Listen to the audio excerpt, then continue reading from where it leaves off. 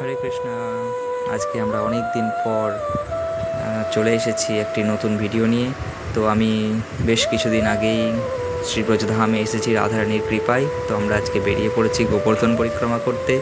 তোমরা দর্শন করছো গোবর্ধন পরিক্রমার যে গোবর্ধন পাহাড়, সেই গোবর্ধনের তোমরা দর্শন করো।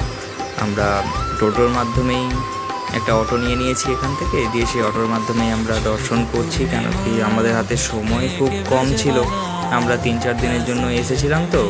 তো তার জন্যই এবার আর গোবর্ধনকে দর্শন না করে, তার কৃপা না নিয়ে তো আর ফিরে যাওয়া যায় না।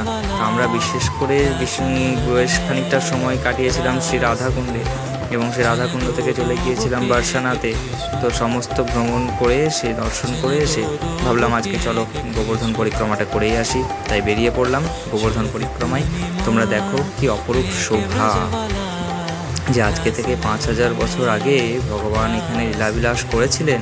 তো সেই জায়গা যেন দিব্যভূমি আজকেও সেই রকমই রয়েছে। সেই গাছপালা, ভগবানের সেই স্পর্শ, প্রত্যেকটা এখানকার প্রত্যেকটা ধুলায় ধুলায় যেন ভগবানের স্পর্শকে অনুভব করা যায়। এখানকার যে বাতাস, সেই বাতাস যেন সবসময় ভগবানকে অনুভব করিয়ে দিচ্ছে, এরকম একটা ব্যাপার কিন্তু এখানে আছে। ভগবান এই গোবর্ধন পাহাড়কে একদিন সকল ব্রজবাসীকে রক্ষা করার জন্য নিজের কড়ি আঙুলে ধারণ করেছিলেন। তোমরা হয়তো সেই লীলাটা জানো, যে ইন্দ্রদেবের পূজা করা হয়নি বলে ইন্দ্রদেব খুব রুষ্ট হয়েছিল, আর প্রচুর বৃষ্টি, মুষলধারে বৃষ্টি হয়েছিল, পুরো ব্রজধাম ভেসে গিয়েছিল এমন অবস্থা। তখন ভগবান শ্রীকৃষ্ণ সকল ব্রজবাসীকে রক্ষা করার জন্য এই গোবর্ধন পাহাড়কেই নিজের কড়ি আঙুলে ধারণ করেছিলেন। তোমরা হয়তো সকলেই লীলাটা জানো, তো এটা কারোরই অজানা নয়। তো আমরা আজকে সেই লীলাস্থলী ভ্রমণ করছি, দর্শন করছি। তোমরাও দর্শন করো। এত সুন্দর, এত মনোরম, যে ভাষায় প্রকাশ করা যাবে না। রাধারানীর অশেষ কৃপা যে আমরা আজকে তার কৃপায় এই ব্রজধামে আসতে পেরেছি বা গোবর্ধনের পরিক্রমা করছি। সত্যি এটা ভাষায় প্রকাশ করার নয়। কত জন্মে সৌভাগ্য থাকলে তবেই গোবর্ধন দর্শন হয় বা ব্রজধামে আসা যায়। সকলে বলে যে নিজের ইচ্ছায় কখনো ব্রজধামে আসা যায় না, যদি না রাধারানীর কৃপা হয় বা কৃষ্ণ স্বয়ং ডাকেন, ততদিন আমরা ব্রজধামে আসতে পারি না। তো এই হচ্ছে সেই ব্রজধাম। শ্রী গুরুদেবের কৃপায় আজকে আমরা এখানে আসতে পেরেছি।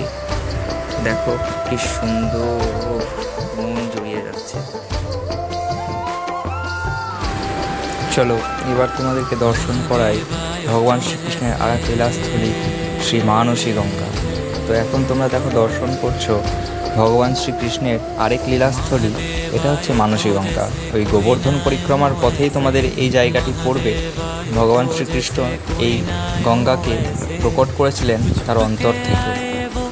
ভগবান চাইলে তো সবই সম্ভব। তো একবার মা যশোদা গঙ্গা স্নানের জন্য খুব আগ্রহী হয়েছিলেন, কিন্তু ব্রজধামে তো ছিল শ্রী যমুনা, গঙ্গা তো এখানে ছিল না। তো ভগবান শ্রীকৃষ্ণ তখন সকল ব্রজবাসীর ইচ্ছা পূরণ করার জন্য, মা যশোদার ইচ্ছা পূরণ করার জন্য তার অন্তর থেকে মা গঙ্গাকে আহ্বান জানায়। আর ভগবানের আহ্বানকে আর মা গঙ্গা ফেলতে পারেন? তাই সেই আহ্বানে সাড়া দিয়ে স্বয়ং মা গঙ্গা সেখানে প্রকট হয়ে যান। তো এই হচ্ছে সেই মানসী গঙ্গা। দেখো এখানে স্বয়ং শ্রী মহাদেব বিরাজ করছেন।